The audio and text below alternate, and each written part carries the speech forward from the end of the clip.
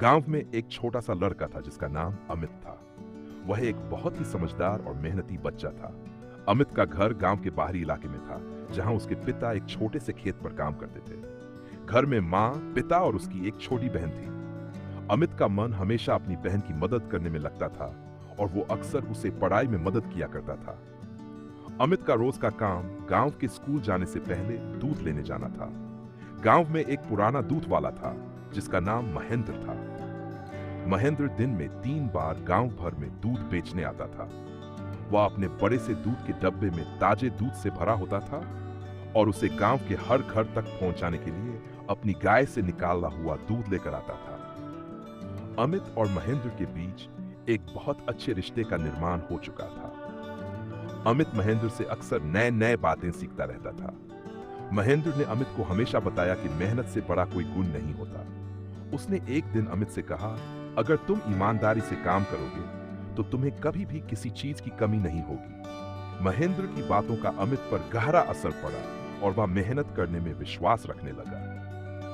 एक दिन गांव में अचानक दूध की किल्लत हो गई। महेंद्र के पास दूध की आपूर्ति करने के लिए पर्याप्त गायें नहीं थीं और गांव में रहने वाले लोगों को दूध नहीं मिल पा रहा था। यह समस्या काफी बढ़ गई और गांव में हड़कंप मच गया।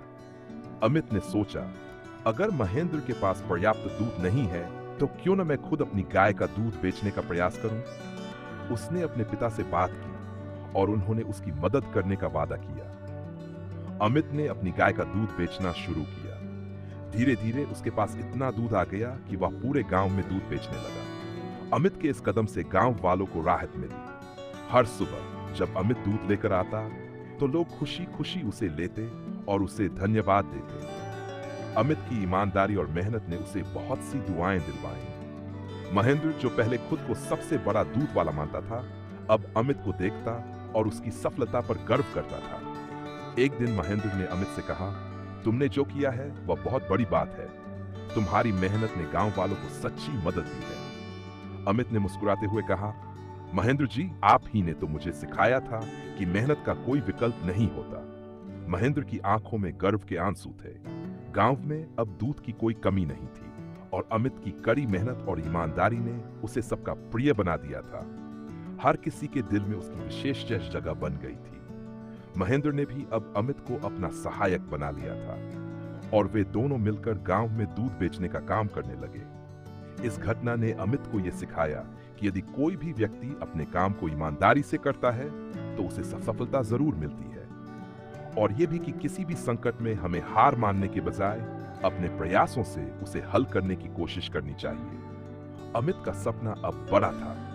वह चाहता था कि वह अपने गांव के बच्चों के लिए एक स्कूल बनाए ताकि उनकी पढ़ाई में कोई रुकावट ना आए। इसके लिए वह और महेंद्र दोनों मिलकर काम करने लगे।